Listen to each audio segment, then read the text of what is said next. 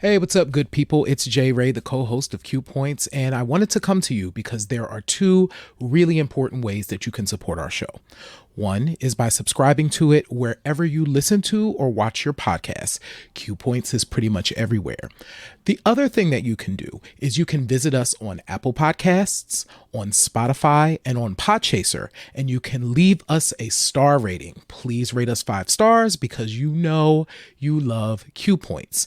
And on Apple Podcasts and on Podchaser, you can actually leave us a written review. It's not required, but it really does help to spread the word about the show, and it helps people to discover it as they're looking for new podcasts to listen to.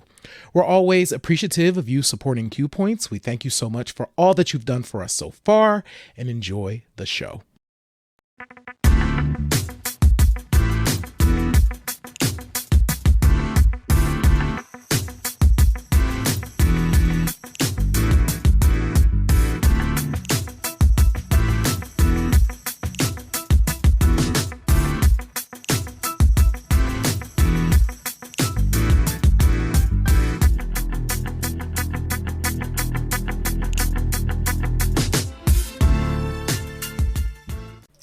Good evening and welcome back to another episode of Q Points. I am DJ Sir Daniel. And what's happening, y'all? My name is Jay Ray, sometimes known by my government as Johnny Ray Cornegay the third. What's happening, good people? As always, Q Points is your safe space for meaningful conversations about Black music and Black creatives. And typically, Jay Ray and I start off the show, with a little light banter and just getting to catch up with each other on how things have went. But I mean, clearly there's an elephant in the room. As a nation, we have been traumatized yet again. And of course, we have to acknowledge these babies and educators that lost their lives this week. Again, it wasn't even a full week after the tragedy in Buffalo. And here we have this that took place in a small town, but the results are the same. And I think what is even more devastating to a lot of us is that the fact that these are babies. The median age of these kids is 10 years old. J Ray, do you remember what you were doing at 10 years old? So at 10 years old, I was playing. I remember Saturday morning cartoons. I remember eating Frosted Flakes. I remember playing and riding my bike. It was a ton of riding my bike. I was like one of those boys that liked to build ramps so that I could jump, on things with my bike. And I broke both wrists, by the way, at Really? different points. Actually, I think if I'm not mistaken, 10 years old was one of the years that I broke a bone. I broke both. So when I was 10 years old, that's what I was doing. I was being a kid. And we did not have to think about this as a reality of our school experience. Not at all. At 10 years old, I was obsessed with Voltron, Thundercats, and Gem and the Holograms. Obsessed, right? And to your point about not having to worry about these things in school, I specifically remember the one thing, on the one time that something happened when I was in fifth grade. Uh, the father of one of my classmates, he was estranged and was not allowed to see my classmate.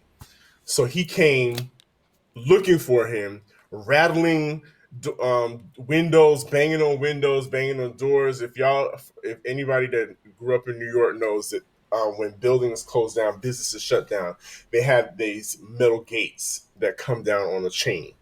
And he was rattling all these chains looking for his son.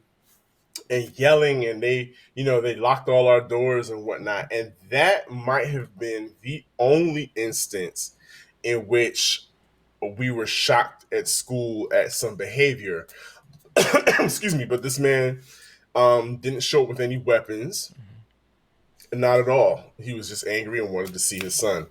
So I can't imagine, and I think you and I and everybody else, all the other Gen Xers, if you ask us about gun drills in school, we don't have any recollection of that at all. Mm-mm. We have fire drills. Fire drills all the time. Like, you had a fire drill. Mm-hmm. And I was kind of excited about, the fire drill because it broke up the lesson. Listen, that meant you got to go outside and hang outside for a minute. Yeah. And depending on what part of the country you live in, y'all had tornado drills. Exactly. And that's it. But I feel like the adults, the people that are in control, have done such a disservice, to these babies. Absolutely. No, I wholeheartedly agree, and I'm sorry to cut you off there. No, you're fine. We, for those folks who can do something, and for our legislators and folks out there who actually can do something about this, y'all are way past time. Like, it's way, way past your time to have handled this issue. And so y'all have to do it. Like, these were children. I'm going to put this picture back up here. We have the picture for those of you who are listening. These are babies. And I look at this, and it's just unacceptable. And, so yeah, it's time that we do something. And so this is Q Points, of course. And one of the things, of course, Sir Daniel and I are very, music is the thread that runs through our lives. And so we were both thinking about the songs around when we were 10. So either 4th grade or 10. So I picked a couple of songs that I would have been rocking when I was in 4th grade. I went to Columbus Elementary School in Chester, Pennsylvania. Oh, funny story. My teacher, her name was Miss Eldridge. I wonder where she is. Her daughter's name was Robin. Robin was my first crush, Sir Daniel. Her daughter Robin was my first crush. So Robin was in like college at the time, and she was she was in like college. For older women. Right. You know, it's popping, whatever. So and so I remember Robin on some days when she was out of school, Robin would come and hang out in the class with her mom. Wow. And so fond memories of the 4th grade. And so the songs though that I would have been rocking. So I had to go back and look, and I could have picked a lot of stuff, but what I decided to settle on was, and for the people in the chat and the people who listen to this afterwards, what songs were your joints when you were in 4th grade? What were your joints? Please let us know. We're dying to know. But for me... 10. Or 10, 4th grade or 10. Like, so yeah, so wherever you were. So, for me, cause this was like 86, 87, Breakout by Swing Out Sister. Freaking love that song. Sidebar, Swing Out Sisters catalog is one of the coolest catalogs in all of music. Like, just go back and play some Swing Out Sister. It's good stuff. But Breakout by Swing Out Sister and Heavy D's The Overweight Lovers in the House, which was the first time that I remember hearing somebody who was like a big guy, like celebrating being a big guy and being cool. And so yeah, that was for me. Swing Out Sister, Breakout, and Heavy D and the Boys, The Overweight Lovers in the House would have been my joints.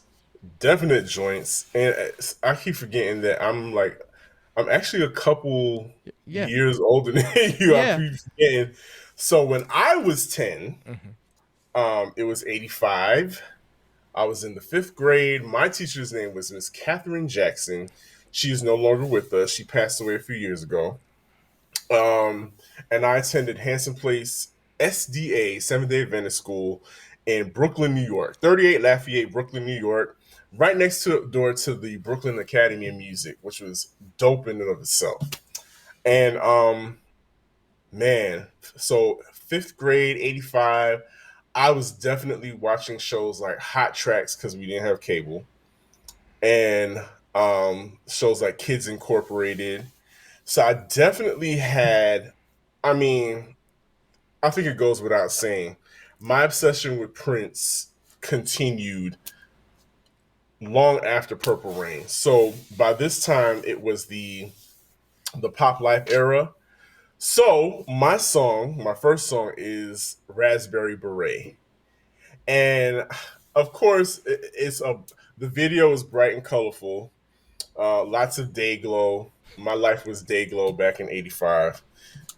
Hand gloves with the fingers cut out, neon, all of that. So definitely Raspberry Beret. Fun, real quick story about that. I had a cousin who was like a couple years younger than me, and she visited. They visited us that summer, and Raspberry Beret was everywhere. Still my joint. And when it came on in the car on the radio, of course, this is my car. I'm singing lead.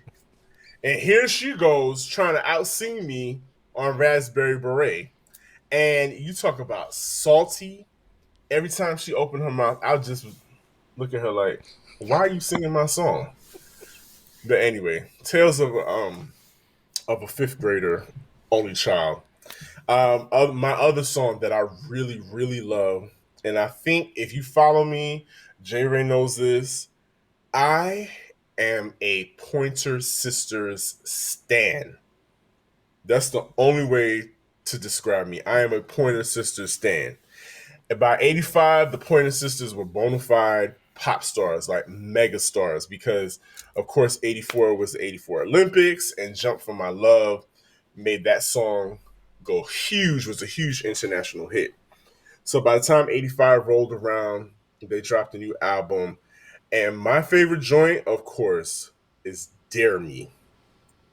Dare Me is one of the quintessential 80s songs, heavy on the synthesizer, lots of climbing octaves, and a story to be told, and big vibrato, big voices that only the Pointer Sisters can do. But the video, awesome. They're in a boxing gym. They're wearing like tattered clothes. There's a dance battle towards the end. It's like, what more can you ask for? So yes, at the age of 10, those were the songs that were like really giving me life. And to think we tie it back into these babies. We pick this age specifically because we're blessed. We are we're middle aged now. We are. We get to have these memories, and it is a travesty that these babies aren't able to have those kind of memories Mm-hmm. at all. And this is our way of paying tribute to our 10-year-old selves that was allowed to thrive and to live. And you know, we pay homage to these young people that lost their lives this week. Absolutely. So we have an interesting topic, Sir Yeah. Daniel, this week. Are we pivoting? Is this what we're doing? This is where we're going to pivot. We're going to pivot on Okay. over to the topic. And while y'all are listening, because I see Trey there in the chat. So before we pivot, Uh-huh. want to send so much love and genuine thank you to Trey and Wani, who joined us on Sunday Yeah. for our first Q Points listener feedback session. We learned so much, and I know that I was like, it was beautiful and humbling.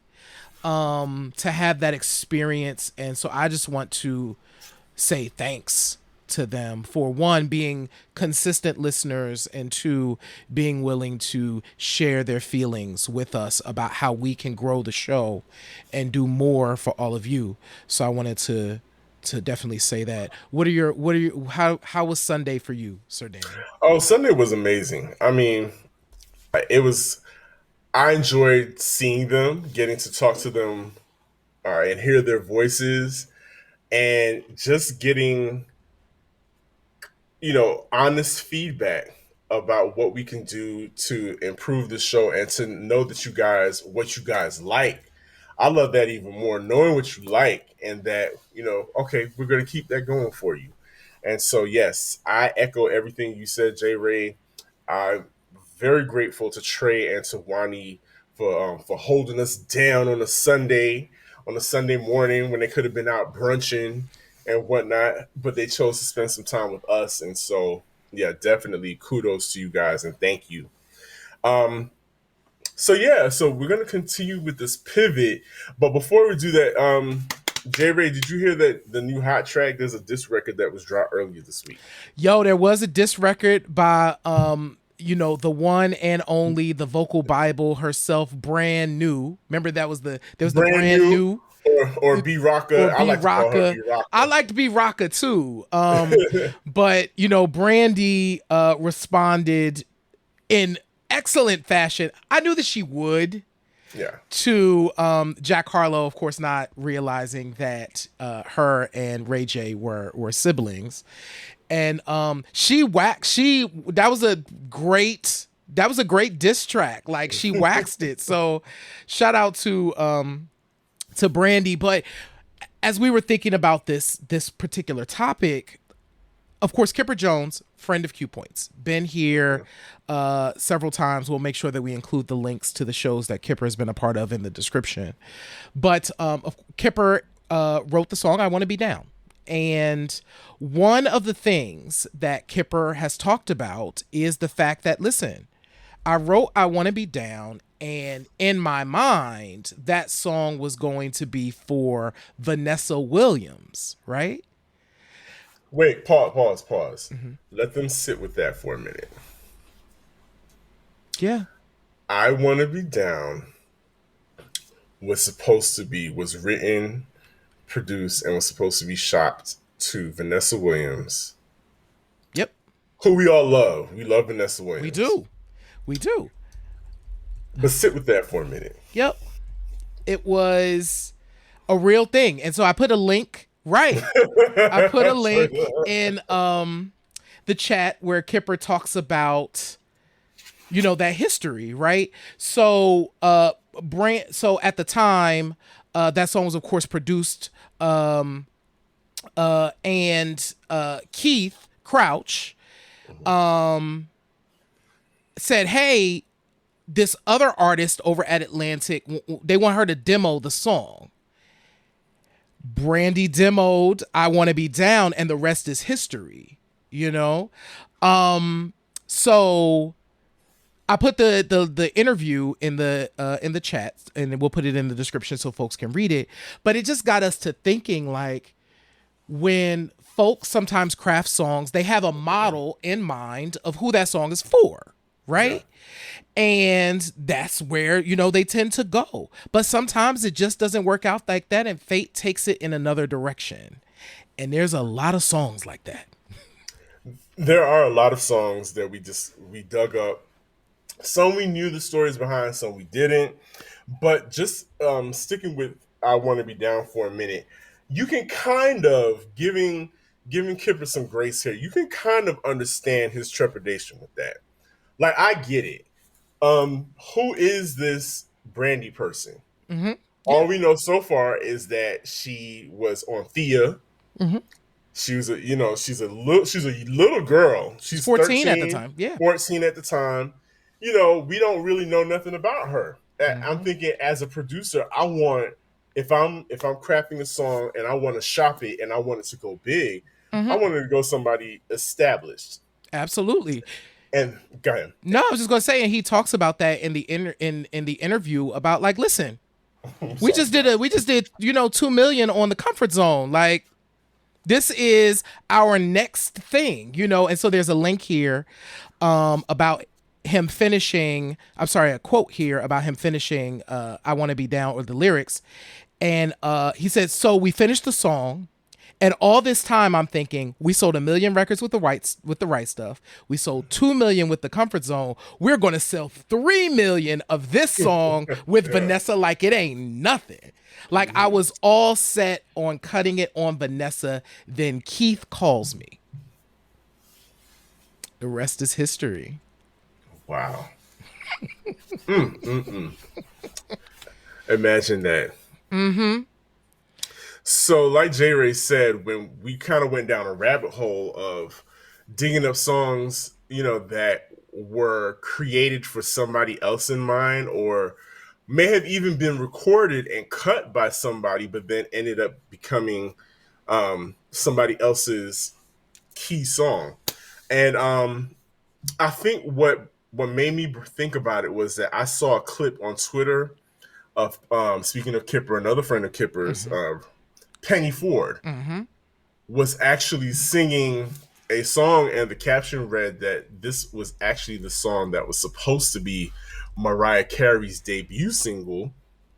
And I can't remember the name of the song right now, but everybody was like, yeah, we're kind of glad that Right. wasn't the debut song for Mariah Carey, which is, things like that happen in the recording industry. But you just never know the way songs are workshopped for people and demoed by several different people. Like Martha Wash was the queen of demos. And sometimes her voice stayed on the record even though it was given to somebody else to sing. But that's a whole nother show. That's a whole nother show. So another song that I've always heard this. I've heard this for a while. That was written for somebody in mind, but was actually performed by the actual writer of the artist. They didn't intend to sing the song publicly, but Milkshake by Khalees was actually written for Britney Spears. J. Ray, can you hear Britney singing I know you I'm had milkshake brings out the ice in the eye, and they're like, it's better than yours. I mean, it may have been able to work, but I'm glad Khalees said, you know what, or the record label forced it on her or whatever. But I'm glad she did, because that's one of her signature songs. And hey, Miss exactly, Trey, Miss Bounty in Full can go perform it when she feels like it, and still get top dollar. Yeah. Because it's a bop. It was a bop. And for one, I can see in an alternate universe how Britney Spears would do Milkshake, right? I'm mostly glad that fate intervened in the way that it did, because to your point, Khalees got a chance to ascend to the level that she deserved. One, she wrote the song, so she still gets that part of the check, and she also gets the recognition for having created what became a cultural phenomenon. And I think I mentioned this to you, but I was listening to the radio. Actually, it's on the radio all the time now. There is a Bounty commercial, of course, I've Bounty heard in it. Full. Yep. And where Milkshake is playing, and then so Khalees's voice is also part of that commercial. So even just the fact that that song is now part of this current cultural moment that we're in is key. So I mean, I am glad that they had a person like Britney in mind for the song, because I do think it was able to give it the pop shine that it needed to cross over in the way that it did. Because had they not had that in mind, it might have been a different song. They needed that sort of archetype in mind, I think, to create it. Yeah, I guess to give Khalees a little pop platform, something to ride. And it still ran heavy in the streets though. That thing run. I'll never forget one night the DJ played it, kept bringing it back like at least 4 times in a row. That's when it was like at the top of the charts, #1 song in the nation. And to your point, songs like that can change the trajectory of an artist's career. You can go from being a island girl from Barbados, being signed to a huge label like Def Jam, and nobody really having like a nice little hit on the replay. People like it. People are jamming to it. It gets you some burn on the radio. DJs are spinning it. However, when she and the Dream teamed up to do Umbrella, I mean, that took her to a completely different stratosphere. But the thing is, Umbrella was not supposed to be for Rihanna. Umbrella was actually was written in mind for Mary J. Blige. One of our favorites, Mary J. Blige. And can you hear Mary singing Umbrella? Ella.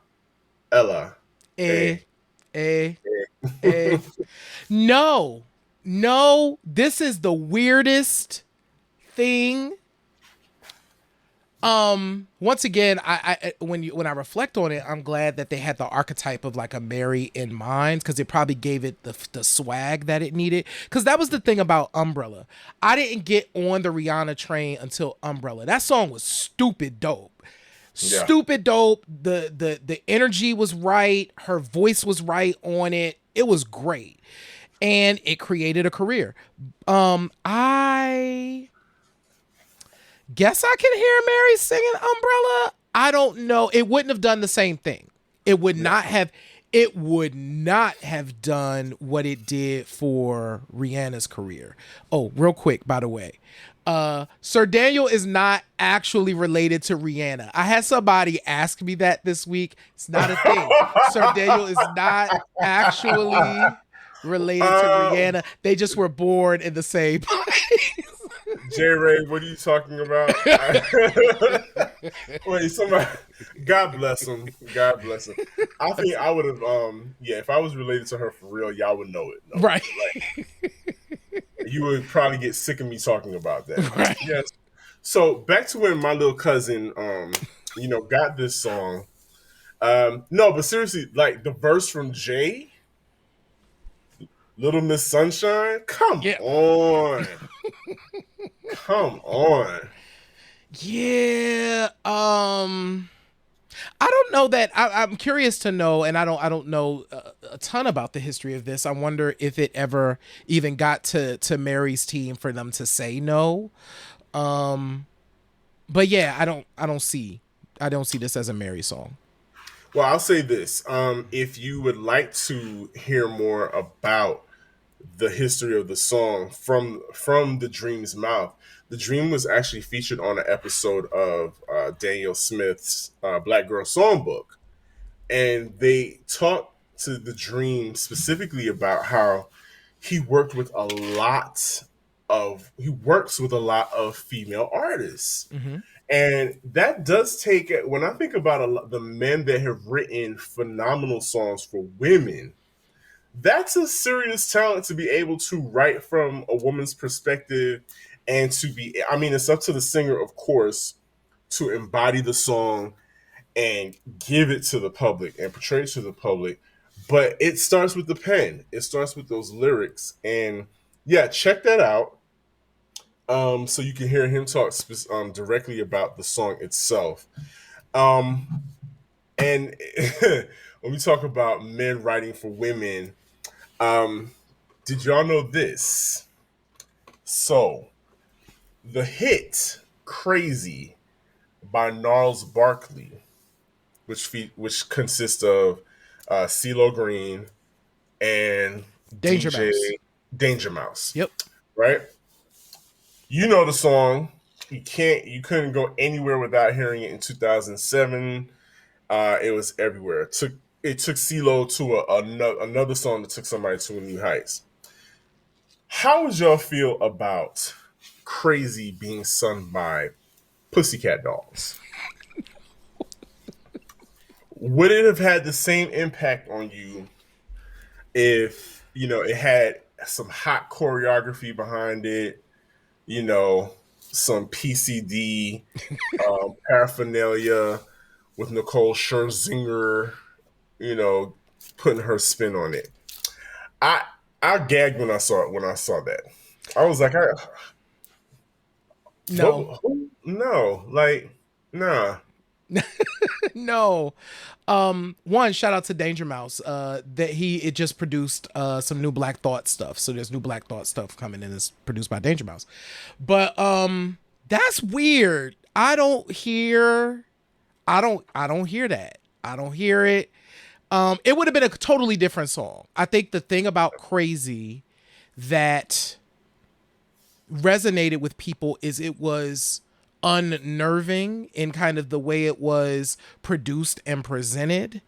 And CeeLo's vocal, while soulful, was also kind of eerie. And I would be curious to know what a Pussycat Dolls version of Crazy would sound like. It just wouldn't have been the song that became the massive hit that it became. It would have been a different song.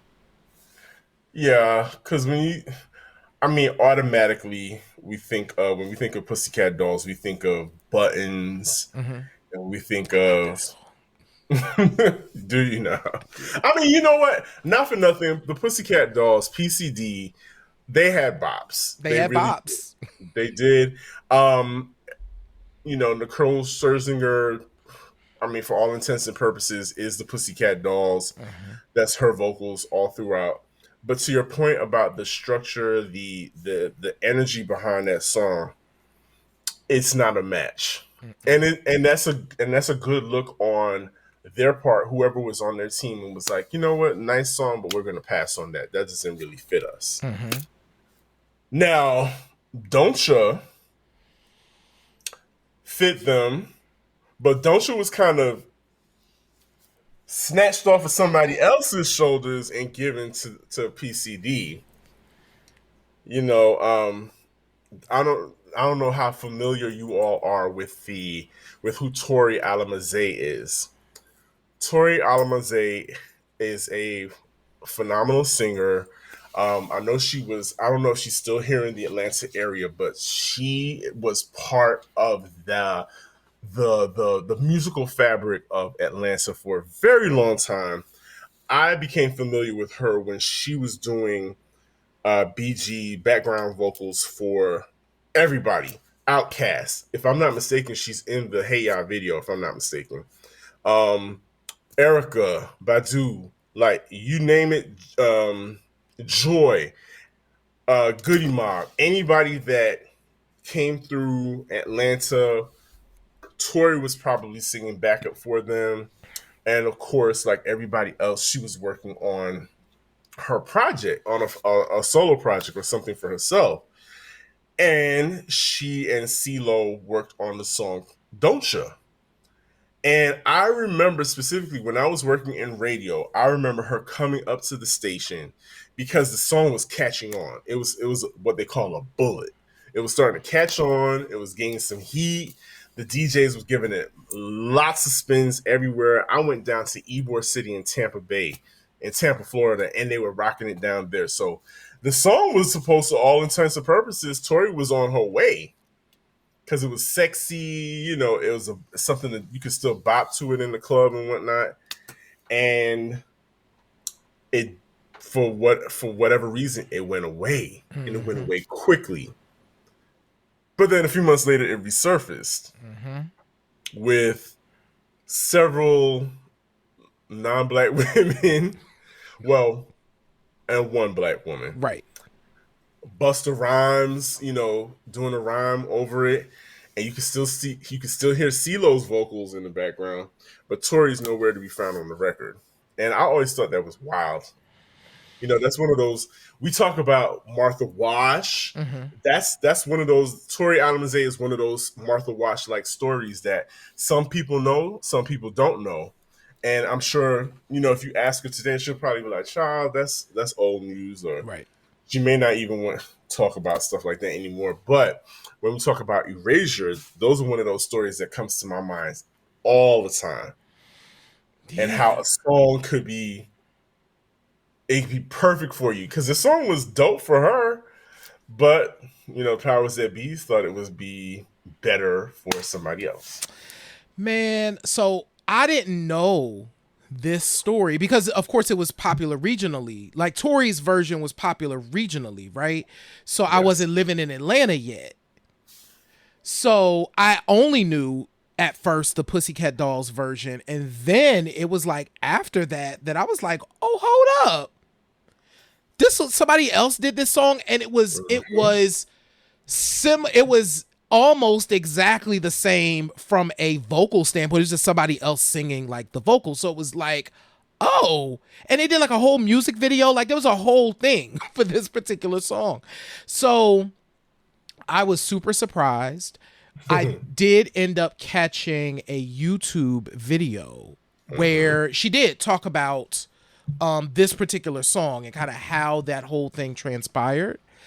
But that's so crazy how, to your point, Sir Daniel, I see what you did there. you Go see, ahead. it's so crazy. Crazy. Okay. It's so crazy how a song, like you said, could be perfect for somebody. You're like, oh my God, this is my, wow, it's catching on. I'm already up at the radio station. This is happening for me. And then it's like, nah. And that kind of power that the industry at that time had, because now it's harder. Now if you are outside of kind of the major label system, you really can't do that, right? Because artists kind of are, you know, especially if you're an independent artist, it's like, yo, I'm gonna do my record. Right. But then it was just like the powers that be was like, nope. Different direction for that. Rights have been sold. You don't own it anymore. See ya. Bye.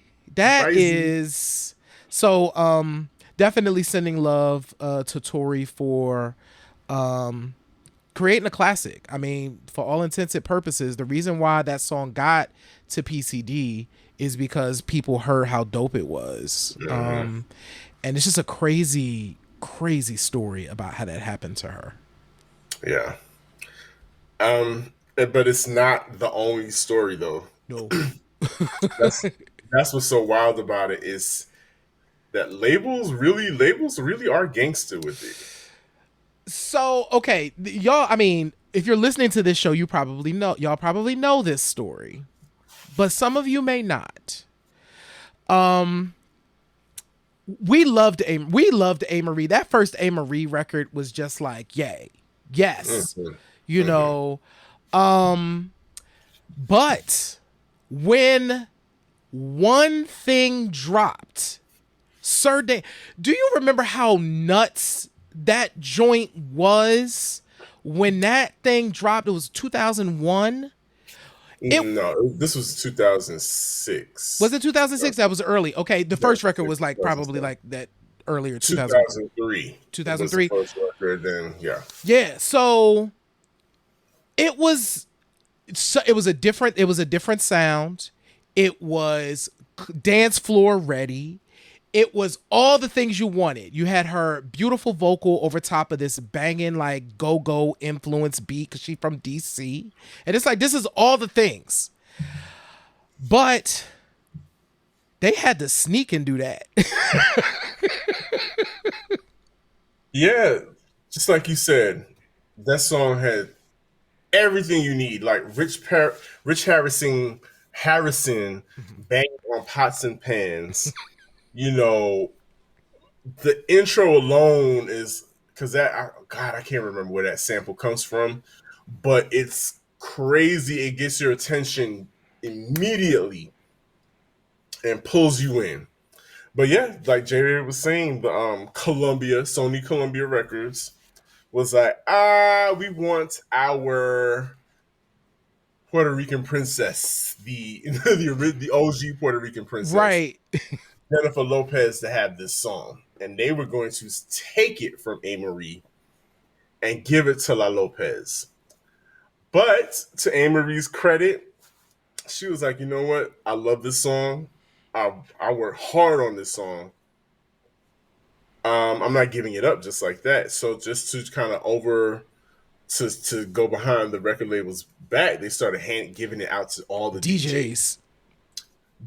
Which is like, and once a song, the DJs get a hold of something and it goes in rotation and it gets some heat behind it, it was out of there. They had no choice but to allow her to put that song out. Man. Like, she really had to guerrilla her way to a hit that she wrote. Recorded. It was baked in with her and Rich together. Like, this is going to be it. This is it. This is the one that's going to take you out of the park. And it almost didn't happen. But the power of DJs being able to, I mean, the song is undeniable. Like, it's easily one of them joints where it's like, oh, you know what I'm saying? Rich and Amerie just dropped me this joint. Let me play it. You can't. It's the perfect version. Yeah. Right? And you know what would have probably happened is it would have ended up in the J-Lo camp, and Amerie's vocals would have probably stayed on the song. So we would have been listening to Amerie anyway. Anyway. But shout out to Amerie for having the tenacity to go ahead and just do that. Mm-hmm. You know, sometimes you just have to, in an industry like the music industry, which is, you know, a gangster as it is, sometimes you got to get gangster back. And we get one thing. And that whole Touch record, I mean, there are so many joints on that record. And speaks to the power of go-go, which we need to talk about go-go a lot more. Absolutely. But that's what made One Thing do its thing. But, you know, One Thing was hot, but I still think That's What I'm Talking About really takes me over the top. Talking About is it. No, like, that began. Talking About is it. It's a call to action. It's like, hey, you dance. Or you're about to get arrested or something. Yeah. And Trey mentions a good point. We actually didn't talk about Get Right, but yes. So Get Right was actually slated to go to Usher and Usher's, and they turned it down. So we got Jennifer Lopez's version of Get Right, which I think is great. Get Right is actually a guilty pleasure of mine. I don't know if you know that, Sir Daniel, but Get Right goes for me. Like, that joint goes for me. So I'm happy that J-Lo actually got that. It's actually the one J-Lo song that I will play. Like, if I'm doing a set, that's probably, well, I'll take that back. That and maybe Jenny from the Block. Yeah. But definitely Get Right because of the Rich Harrison touch. Mm-hmm. Plain and simple. Yep. Because Rich did it. It flows. See, Rich, that era, they made records for DJs to create sets. Like, you could have a whole Rich Harrison set. I know you've heard me do a Rich Harrison set. Mm-hmm. And it's the ultimate get people on the dance floor. It's real classy to real, you know, you can start off real classy and then you can put your drink down and like put your hands on your knees and really get into it, you know. So yeah, I miss those records. I wish, you know, people were doing records like that more often. Yes, absolutely. We had an interesting conversation about Mr. Telephone Man as well. which for those of you who don't know, so Mr. Telephone Man was written by Ray Parker Jr. and was actually, so it became a huge hit for New Edition, but actually had this whole other life before New Edition, which is also another interesting thing. So like a year before that came out, there was a whole other artist that recorded Mr. Telephone Man, and I need to pull his name because, Junior Tucker. Did that song like a year before New Edition, and of course became a monster hit. I gotta listen to the Junior Tucker version. I've never heard that version. I don't know what the difference is, but I'm curious to know how similar it is to the New Edition version of the song. I'm pretty. We gotta, man. So this is something that we've been threatening to do. Is to do like a off YouTube, off Facebook, kind of listening to songs or videos, and we talk about them because on these platforms they might silence me saying this right now. That's how sensitive the algorithms are. But yeah, I think that would be so dope if we could get to listen to it and get our reactions, on the Yes. show. So let's not listen. So I'm not going to listen. I ain't never heard it. We're Yeah, going to say that. Do y'all want to watch that? Let us know. Drop it in the chat. Drop it in the description wherever you comments, wherever you check it out. But if y'all would want to check that out, and all you would have to do is just become a Q Points Insider on our website. It's very simple. And you might get a chance to get us doing some other stuff. Fun stuff. Right. Absolutely. So I think this, as usual, I like conversations like this because it's just fun. It's just fun knowing that did you know conversations without being, a know-it-all. I love those kinds of things. Yeah, like this is one of those times that we really got a chance to just kind of play around, see what's up, and talk about some interesting songs. Thanks, Trey. Trey will watch. Talk about some interesting songs and facts that were just fascinating. So, Yeah. so couple of things. Make sure that you do visit our website. Become a Q Points Insider. It's very easy to do. Make sure that you go on over to Apple Podcasts and follow us there, and make sure that you leave us a review. Also, you can leave us a rating and review over on Podchaser. It truly does help to spread the word about the show because the Podchaser algorithm really does, it spreads out. I'm getting this in the camera. It spreads out and helps us to helps other people to discover the show. And also, if you are joining us anywhere outside of YouTube, make sure you go over onto YouTube and subscribe and hit the little bell notification. And I'm gonna just throw this in there. Follow DJ Sir Daniel on Mixcloud. Links. Please do. Chat. Please do. Now there won't be a show this weekend. I, like you, wanted to enjoy the holiday weekend. So there won't be a show this weekend. I'm not going to be a rock steady this weekend. We need breaks. We do. And I hope y'all are taking a break. And especially now, we need to, if you can be with people you love and be with your family, a holiday weekend like this is as good a time as any to do that. So hopefully you do it and you do it safely. And we get to see you next time.